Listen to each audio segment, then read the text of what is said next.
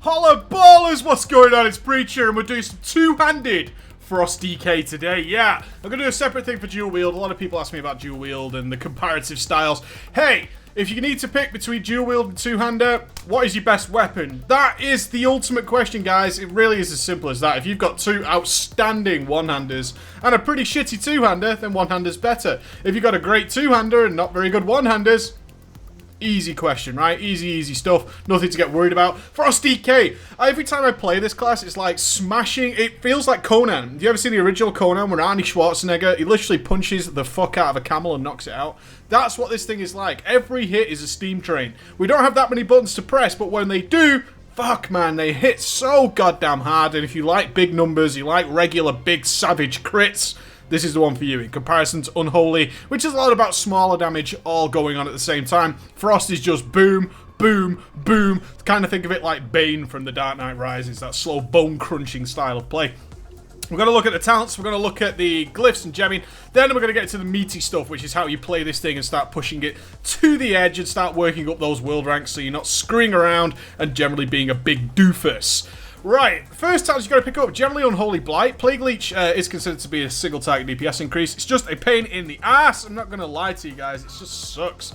I hate Plague Leech. It only works out for me on a Blood DK, so Unholy Blight actually fills in as a second outbreak, and therefore you get to spend more resources on actually killing things, which is always fun. It's very hard to go wrong, right? That's one of the things. If you can play like a robot and you feel like you're Mr. Roboto, then sure, go ahead and rock a Plague Leech. If not, and you like just a nice, easier time with very little difference, I've got to say that, it's a very little difference, then Unholy Blight is just an extra outbreak and you can't really go wrong with that. Level 57, if you're DPSing, how are you not picking up Anti-Magic Zone, right? Just be aware that it is a 3-second... I keep having to bring this up. It only lasts for 3 seconds. I feel like that's an eternity, 3 seconds. You know, if you've got a countdown, you've got a decent boss timer set up and you know the big hit is coming, 3 seconds is a really long time. That way that's lasting and then it runs out. So just bear in mind that for some people, if you're not quite used to blowing cooldowns and supporting the raid in some manner, then yeah, Anti-Magic Zone is only 3 seconds duration, but 40% reduced spell damage. Yummy. Hello, next one. It's hard to argue with Death's Advance. 10% extra movement speed, you're getting to mobs faster, you're not getting things pulled away from you as much, you're going to do more damage. As simple as that, you're just going to do more damage. At level 60, you're going to rock the Death Pacts. Now, I've got to say, for Frost, all these three are dog shit. They're absolutely terrible. They're horrible. They cost resources, and as our ghoul is a DPS cooldown as Frost, it's not permanently up like Unholy, then Death Pact isn't that useful, you know? It just... You have to fire off your cooldowns and get your ghoul out in order to get the benefit of it. In most cases, you probably already used your ghoul as some form of DPS cooldown. So, Death Siphon, it's going to use Runes Conversion, it's going to use Runic Power for 5 seconds, you know, all these three are dog shit. I prefer to rely on a little bit of a Death Strike every now and again if I need to save my ass. That's how I roll. At level 75, Blood Tap is generally considered to be the best. I've kind of changed my mind about Blood Tap. Feel free to macro it in. You're not going to waste the resources, and generally if you are frost striking, it's because you have some runes available.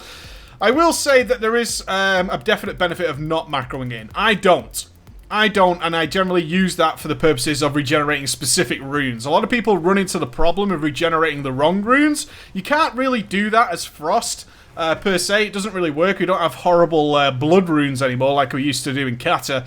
So, yeah, Blood Tap, you can macro it into your Frost Strike if you wish. I personally don't, and that helps me with a little bit of ranged, but I'm going to be honest, those situations are so rare, hardly worth it. So if you want to macro it into your Frost Strike to use your Blood Tap, then go ahead and do that. The other two aren't far behind.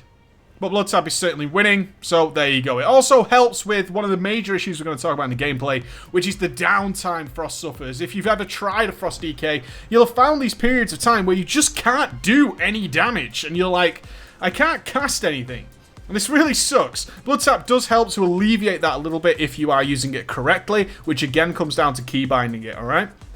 At level 90, I generally roll with Gorfine's Grasp. It helps out on a ton of things. Trash, certain encounters that have a lot of ads flying around, just being able to grip them all to one location, and then you stick it right in the bollocks with a big Howling Blast. Kind of think of Lei Shen with the old bouncing balls, dragging them all in, and then you really stick it to them. You really put the knife in and twist the blade with a big Howling Blast. Although Remorseless Winter has its place, and so does Desecrated Ground.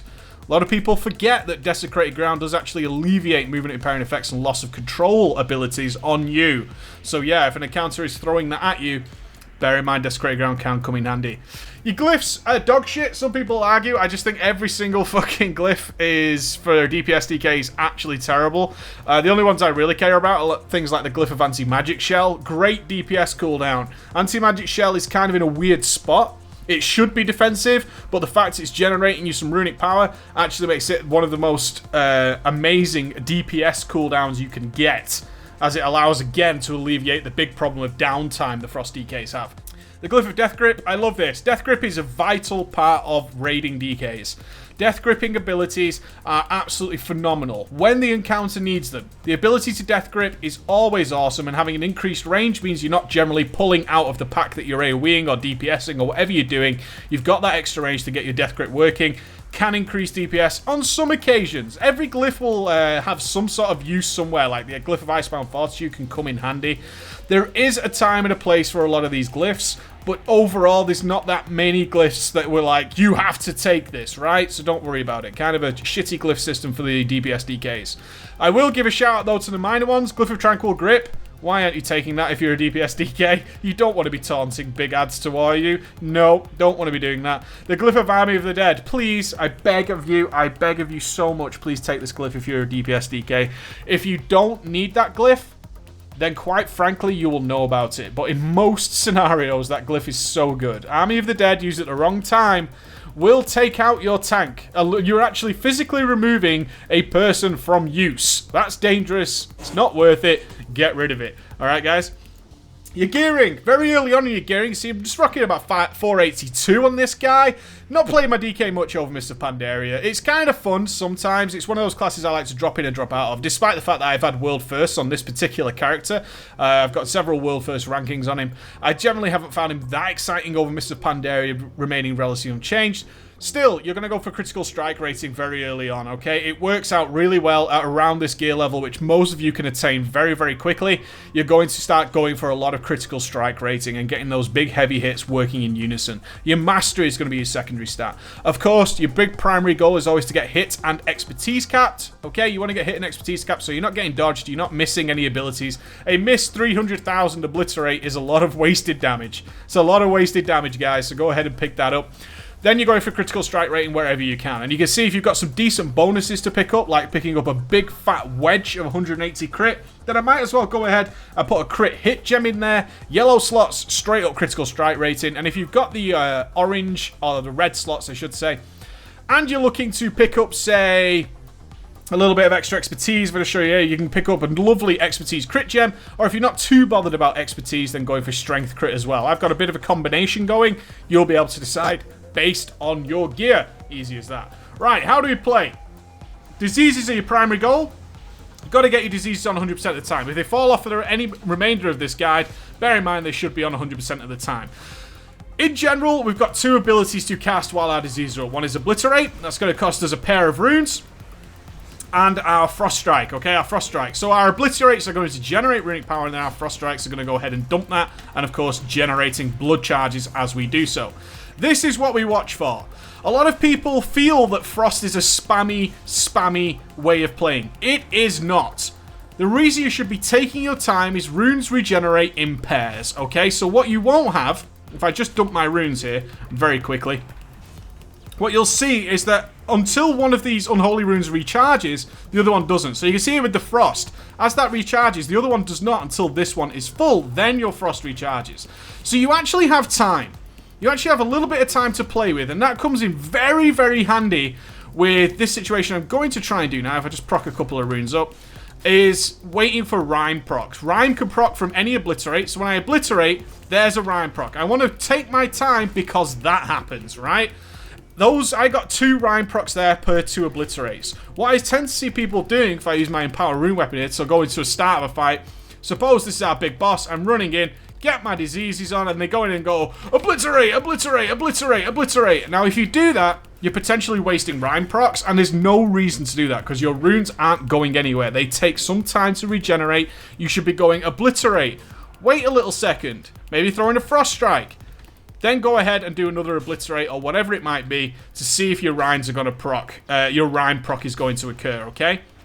It won't always, as you can see there, but when it does, it's worthwhile picking up those extra free attacks, okay? Extra free attacks are always in handy. Now, I spoke to you about the idea of this downtime going on. This is a big problem for Frost DKs because our main DPS cooldown, our Pillar of Frost, is only a 1 minute cooldown, which means we're going to be using it a hell of a lot, yeah? We're going to be using it a hell of a lot. As such, what we don't want to do is run into a scenario which I will try and do for you now, is if I get all my diseases on and spam away my attacks, this will happen it happens relatively quickly for most Frost DKs, is you run into a scenario where you cannot attack anything, okay? Like now, I can't do anything. I can't obliterate, I can't rune strike, and basically, frost strike, all I can do is basically Horn of Winter and then try and keep the rotation going. That's a scenario you don't really want to enter in with when you have a very short, big DPS cooldown like Pillar of Frost, okay? Especially if you're rocking something like Iron, which is like Synapse Springs. Because what happens is people pop that cooldown, and then they don't actually have any spells to follow it up. What we want to do is generate this rhythmic style of play, which is, it's okay to let runes and stuff regenerate, okay? It's okay, we're going to take our time. And what we're actually aiming for is around 40 to 60 runic power. If you can get 40 to 60 runic power all the time, what you can actually do is start taking your time a little bit. And you're keeping this bank of abilities ready for when you need them during cooldown periods. And therefore, you're never really in a scenario where you want to be sort of like not doing any attacks. So what we're trying to avoid is this weird scenario where we don't do anything because we've always got this bank of runic power ready to go. And you're still going to run into some downtime, but it's going to be considerably less. You can see I'm not wasting resources doing this. And this is what people don't really get about Frost, is you're not wasting resources while actually waiting for things to regenerate. You're actually playing pretty safe. So when your actual period comes to blow some cooldowns, is you can, okay? We can actually slot quite a few attacks in there. You can see, not going into this downtime period, not having the problem throughout all of Pillar of Frost.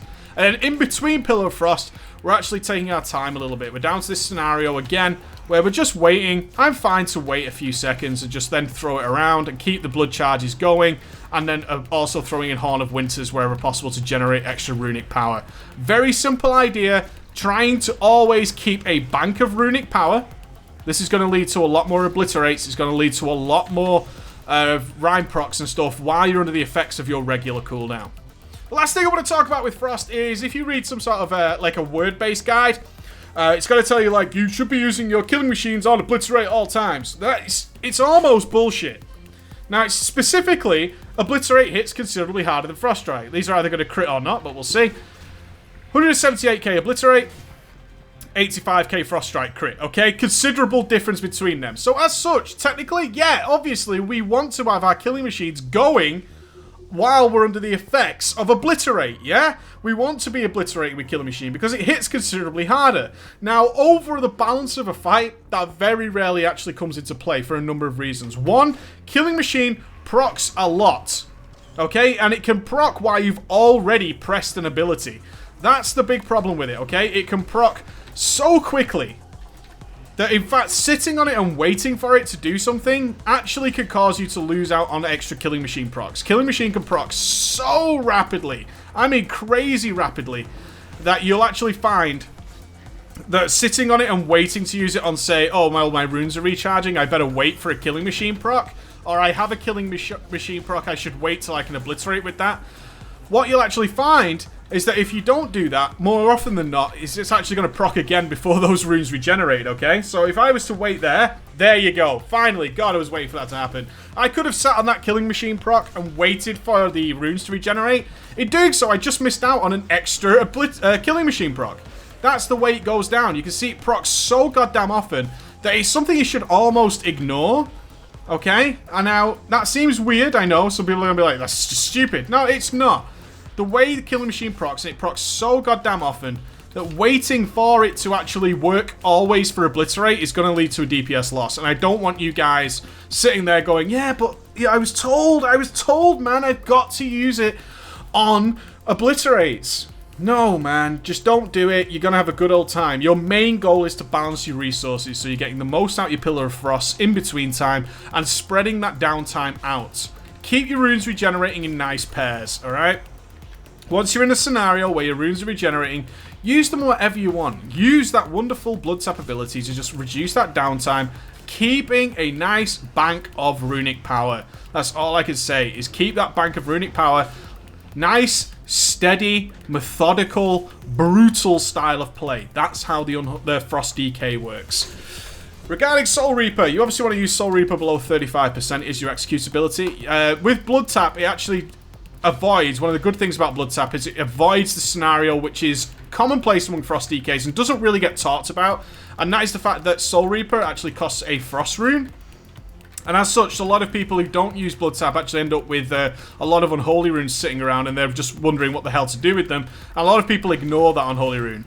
You don't really run into that scenario with proper Blood Tapping. As you can see, I'm not running into that scenario now. I'm keeping a solid rotation. I'm keeping things going. I will delay runes a second. It's perfectly fine to delay runes while your others are regenerating. They're not wasted resources. That's not how it works, as I've already explained. Soul Reaper, you want to use it on cooldown. It's your primary effective DPS ability when you're below 35%. But that does not mean that you should be sacrificing the world to get there, okay? It's nice and easy. Again, the slow, methodical pace of the spec will come in handy. That's what you want to do. Use your blood tap to fill in the gaps. You're going to be fine and dandy. Enjoy. I'm going to do a gameplay video for you now, guys, and show a lot of different adaptations of how the Frost DK works. I hope you enjoy it. See you later, guys. Bye.